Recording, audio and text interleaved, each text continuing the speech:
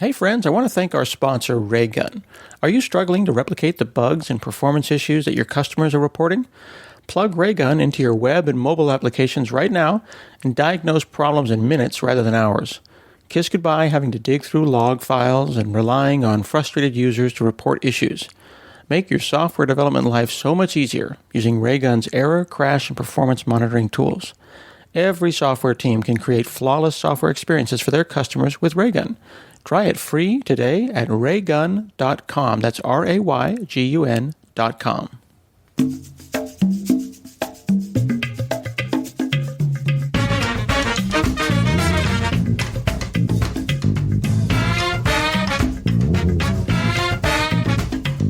Hey friends, this is Scott Hanselman. This is another episode of Hansel Minutes. Today I'm talking with Melanie Ensign. She's the head of security and privacy communications at Uber. But more importantly, she's a shark diver. How are you? I'm good, Scott. Thank you so much for having me. I love your Twitter, but it's a very interesting mix between privacy and security and like DEF CON type stuff and sharks. What's with the sharks? Yeah, so I actually started college as a marine biology major. It's from a really young age as a kid, I wanted to be a shark scientist. And so while it is not what I ended up doing professionally, it is still a really big part of my life.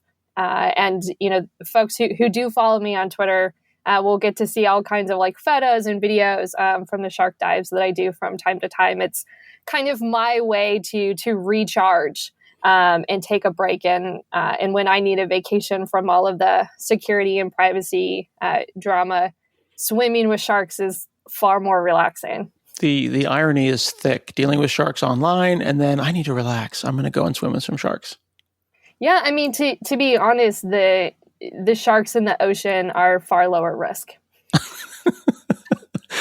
That is absolutely true.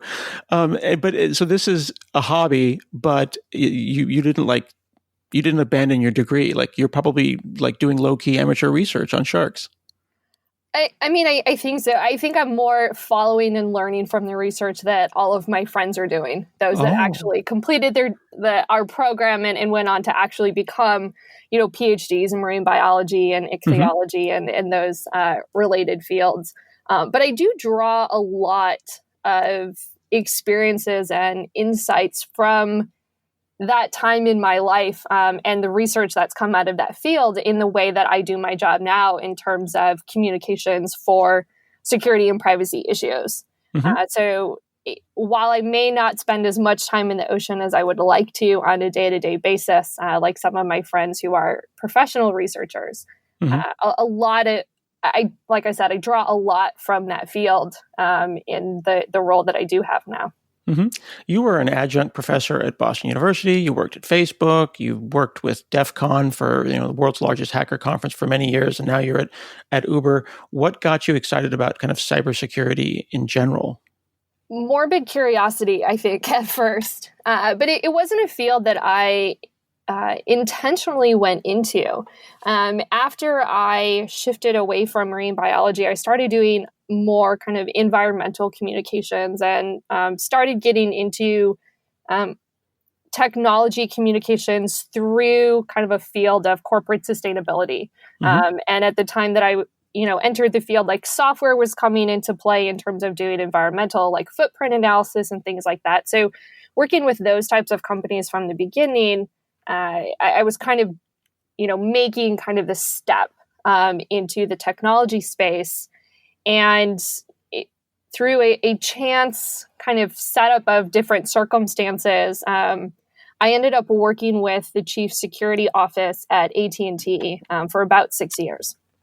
And that's really where I cut my teeth in security, was working with their engineers, their product solutions team, understanding not just what engineers do in regards to security, but also businesses and companies in terms of how do they invest in this area from a product perspective and a procurement perspective. So I didn't seek out cybersecurity the way that, a CS major might, or a computer science major. But, when I started working with this team, it was almost kind of love at first sight. It hit all of the buttons that I had as a nerd growing up as a kid. My dad did teach me to code when I was young. It was something that I really enjoyed doing. And so, being able to see more of the behind the scenes of how some of these technologies and software that I was using as a consumer, how all of this was working, was very interesting to me. And I was really intrigued by it.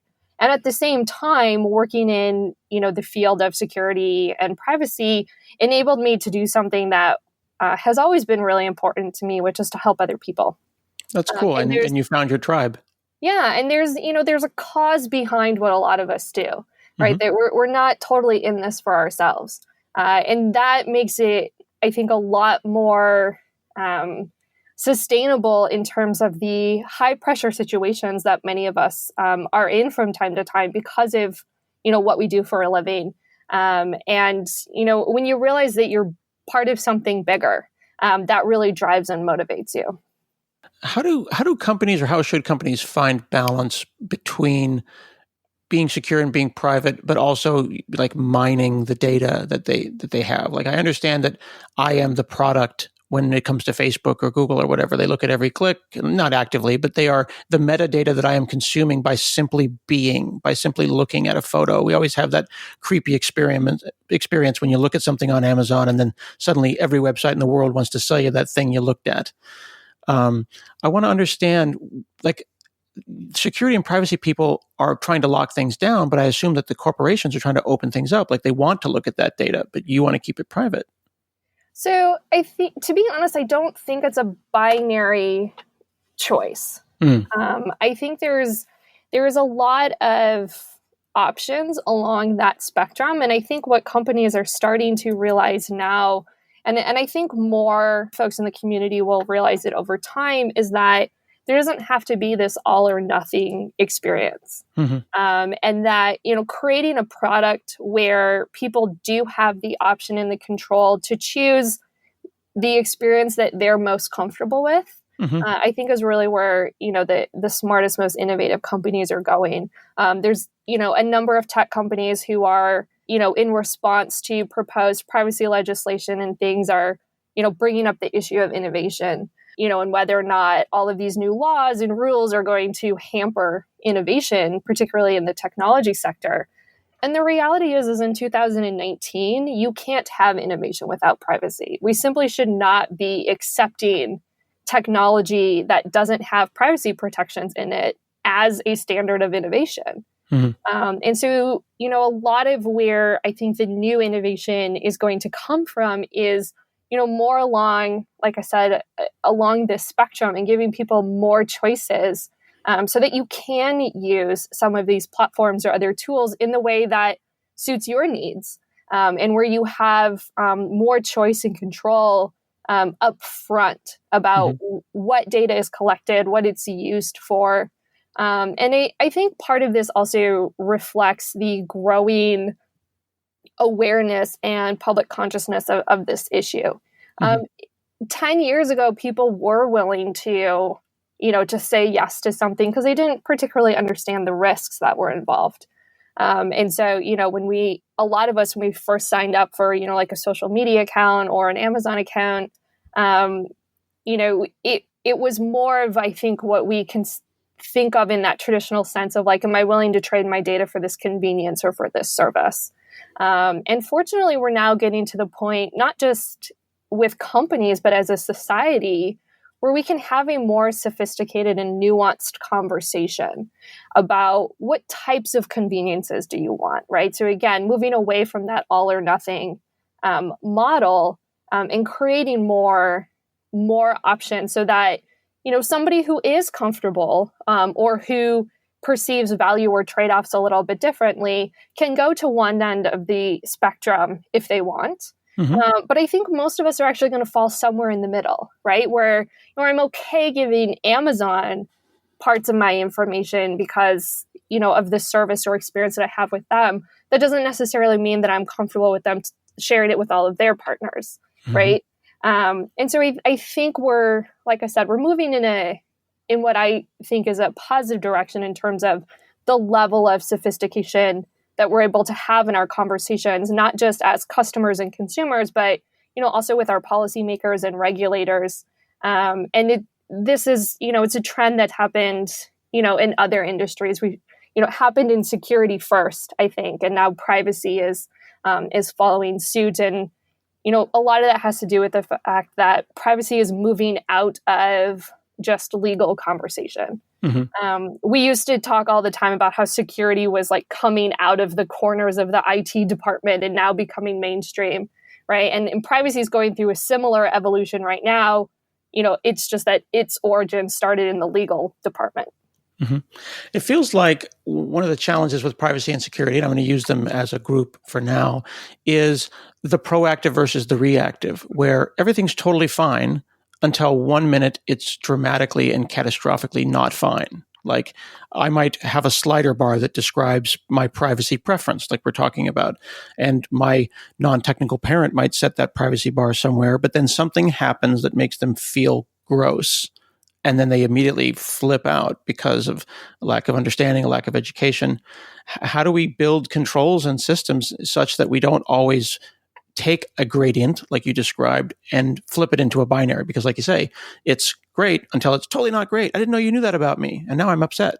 Sure. So I think, the way that you describe this in terms of being proactive is exactly kind of the remedy here. And I don't mean proactive in terms of just offering that slider bar or that setting, right? Like there are companies and platforms that have dozens and dozens of privacy settings. And that is really overwhelming for the average consumer. They, to just look at this laundry list of options, some of them you may not even understand. And so we think part of, this notion of being proactive about that has to do with first understanding what the expectations of your users and customers are. If you can imagine, even in our personal lives, it's very jarring when somebody does something that seems out of character, or when somebody doesn't live up to your expectations. It's easy to get disappointed. It's easy to feel violated. There's a lot of things that we can that we experience or learn in our interpersonal relationships that also apply to the relationship that companies and brands have with their customers. So it shouldn't surprise us that, my friends or family, may feel uncomfortable when I do something that seems out of character, in the same way that my customers may get really uncomfortable if, my company or my team does something that they didn't expect from us, right? And so there's a lot of just foundational and fundamental things in terms of human interaction and communication that is now being applied in the technology space, and in bringing in a lot more expertise from other disciplines other than just the strict engineering or product development track, right? I mean, I do not have a technical background. Like I said, I started in marine biology. My master's degree is in communications. This is, different disciplines who understand different aspects of humanity, who are coming into tech to say, we have some information, we have some knowledge that can actually help you be better at what you're trying to do. You bring up a really interesting point, because I've been writing about interpersonal relationships, and I'm starting to figure out obvious things that I think we've all figured out, is that when expectations are not met, that's when anger and fear kind of happen. Like if I understood ahead of time that XYZ thing was going to happen, then I would feel some kind of way, but I was surprised. And it's that surprise, it's that email that, oh, all my information at this hotel chain is now public. Wow, that does not meet my expectations. Yeah, I mean, like, who knew that Marriott was actually holding on to all of those passport numbers for that long? I thought they just wanted it so I could check in. They don't need it after. Yep. And so, this is, like I said, these companies that are a little bit more forward thinking and really focusing on their customers and the expectations of their users, having a pulse on what their expectations are and how they feel about certain things. I have conversations with my teams all the time where I'm like, look, our customers don't expect that we have this information or that we're doing this certain thing with it. So why are we? right? And Yeah. it puts more onus on the technical teams to justify all of that behavior. And in some cases, that is enough feedback for them to say, you're absolutely right. Let's just kill it.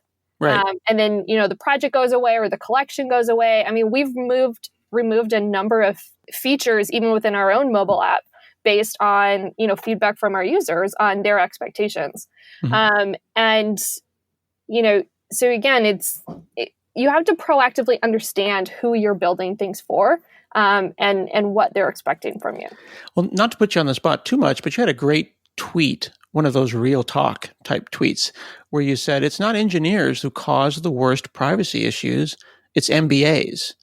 And now you certainly have to, go, move seamlessly between the business people and the technical people.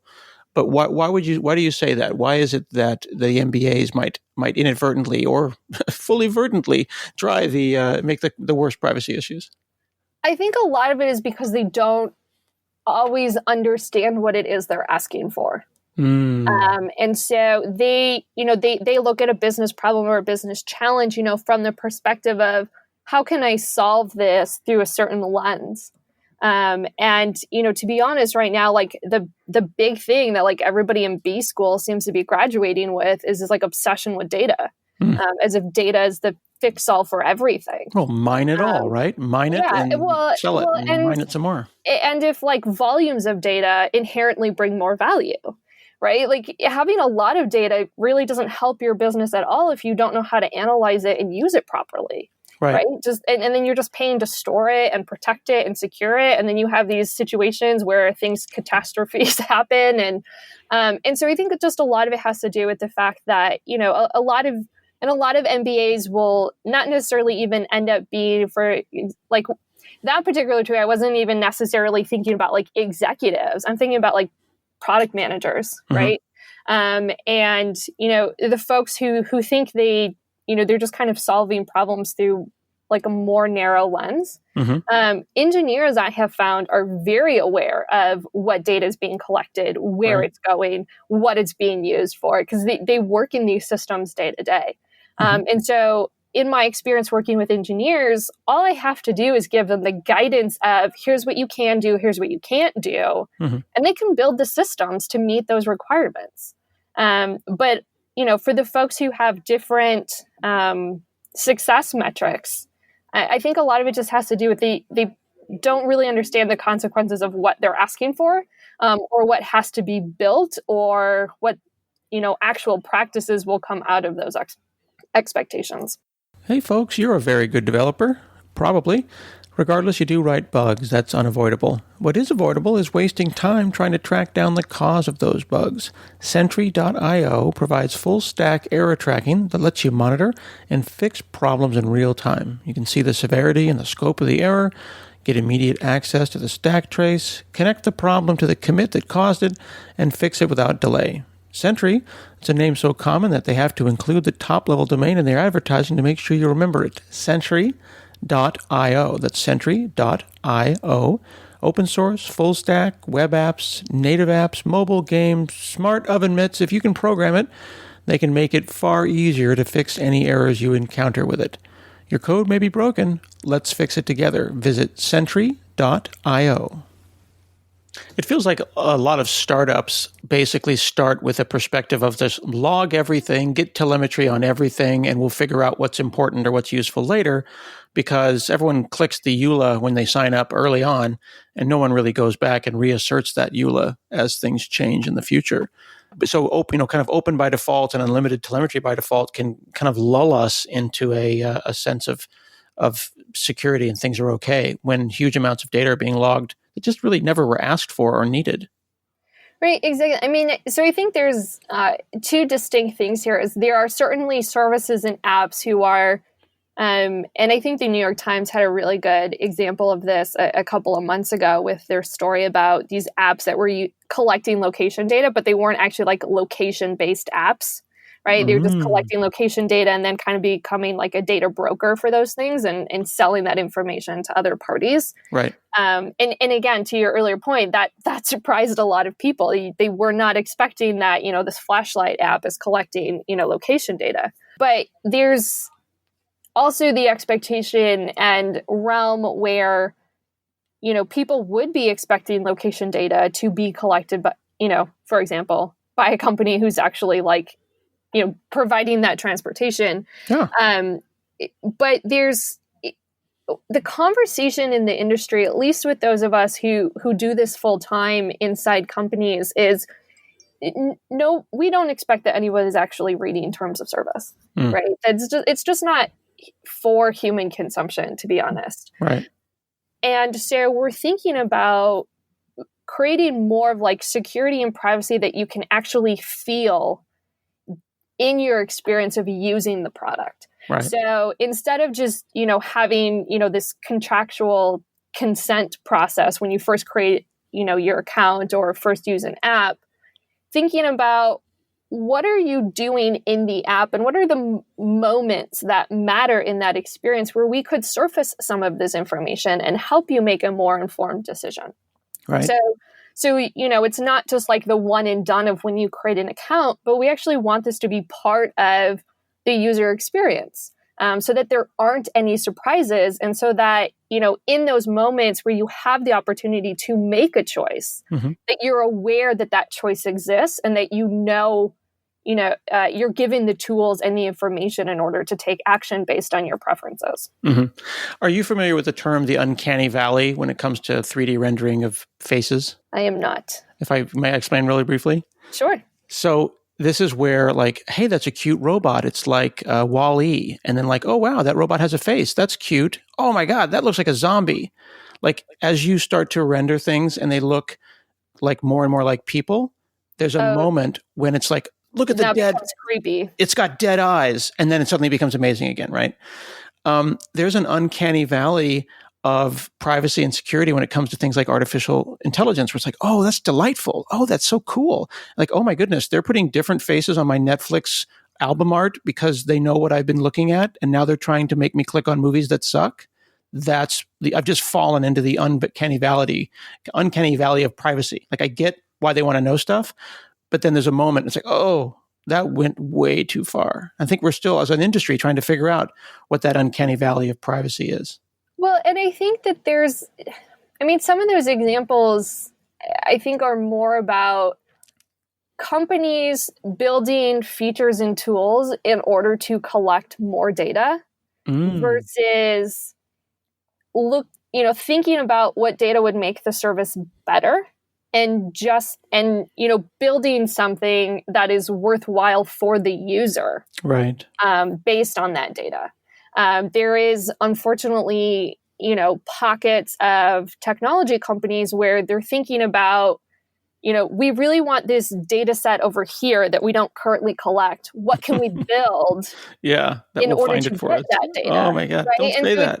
Well, and so it's backwards, right? Yeah, and so, the privacy and security teams are sitting down with product teams and engineers to say, there needs to be a justification for this feature from the user perspective first. We're not going to build a product for the purpose of collecting data. And that's a shift in the way that a lot of, Silicon Valley companies have traditionally thought. That is a really interesting way of thinking about it. And that's very helpful to me because I work on, developer tools, and we have this command line where people are typing in different commands, and we collect anonymous telemetry. We're very explicit. It's all public about what we actually released the telemetry data back out to the customer about what are they typing at the command line. But we want to be careful that we don't catch code names and secret namespaces of people's projects and stuff. So what starts as a blacklist becomes a whitelist, and this is all very useful data that helps us improve the product. But that generic, by giving us your data, it helps us improve the product, is such a vagary. It doesn't feel like this is substantively making the product better.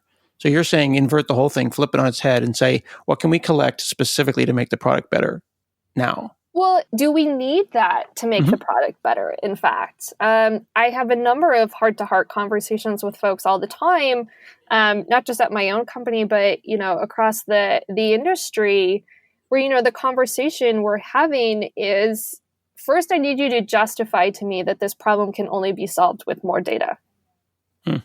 right? And again, this is where, again, I'm going back to the comment about MBAs is like data is not the answer for everything. And sometimes it's just a matter of you're not using the data you already have in a really smart way. So, before we get to the point of what is the feature, before we get to the conversation of what do we need to collect in order to enable this feature, the question is, prove to me that data is the only solution, right? That it's the only path. Because from my perspective, collecting more data in order to solve a problem should be, last case scenario. We should have exhausted all of the alternatives before we assume that collecting data is going to be the answer. So this sounds like a song that I want to sing, and I'm a fan. I like this perspective and this way of thinking. How do we, build that into the ethos of everyone? And then how do you explain it to non-technical parent and, God help us, non-technical lawmaker? So, to be honest, I don't know if we can actually do that without building it into the product first. I know from a privacy perspective, there's, some very vocal and valid criticisms in terms of some of the platform companies and social media companies. But one of the great things that we've gotten from all of those companies is massive awareness and visibility among consumers about security issues. Google made HTTPS a thing on the internet, right? I think some of the engagement that Facebook has done in their product has really increased awareness of things like two-factor authentication or, using their trusted contacts feature so that you can get back into your account if you ever get locked out, right? And so there is a lot of value in terms of the volume of user base that these companies have. And I think on the security side, we have seen a lot of that awareness and education happened because these companies built it into their products first. And so that gave billions of people frequent engagement using these types of technologies and tools from a security perspective. And I think, those of us that, that also work in privacy, we have to build this into our tools first. I don't think that you're not going to get feedback from the average consumer saying, I would like a privacy feature that does X, Y, and Z. What they're going to say is, these are all the things that I'm worried about or the things that scare me.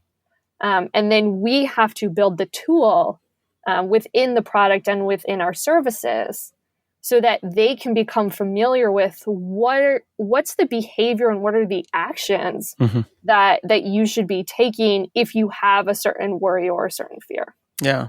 Certainly Facebook is the big, gorilla, so we can poke at it.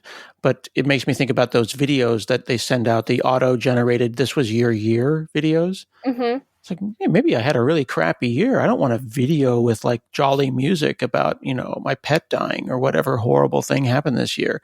I don't remember ever asking for those videos to be made, but I'm sure that they delight more people than they don't. But arguably, it only takes one person who had a horrible year to be reminded of a death. And then that needs to stop, those, that kind of stuff. Well, in fact, it's one of the reasons why Facebook actually does have an option for you to turn that off so that you don't get those reminders. Yeah, but certainly something that you would only want to turn off once it had happened once and been bad. Right. Well, so for example, I still have the option turned on to get those end of year videos. But what I don't like are all of the frequent memories that they surface because I have quite a few of them that I don't want to relive over and over again. They're an important part of my personal history and I want them to be documented and they were important experiences, but I don't need to be reminded every day. Yeah, certainly not on the anniversary. Right, exactly. And so, Facebook did respond to some of that criticism for exactly what you're bringing up. I think the challenge is that it's still like an opt-out experience. Yeah. Right. So you first have to have that really bad experience in order to know that, I'm going to go turn this off. Right. They don't ask you if you would like to have this before they show you the first one. And the argument that the MBA would make, because I've worked with folks that think like this, is but only 5% or single digit percent of people will opt in, and we can get 90% if it's opt out. So clearly it's opt in by default. Yeah, and the fact that we're designing for like the 99%, I think is a problem. And it again just goes back to, like you said, the MBAs here, where the people who are at the most risk from both a security perspective and a privacy perspective are not the people who are the most paranoid, right? The people who have the most to lose from insufficient security or privacy protections are not the people in the middle of your bell curve. And so, when we teach, business school or product managers, to build based on the volume of people who are going to use your product, it conditions them to think about, this is only valuable if a lot of people will use it.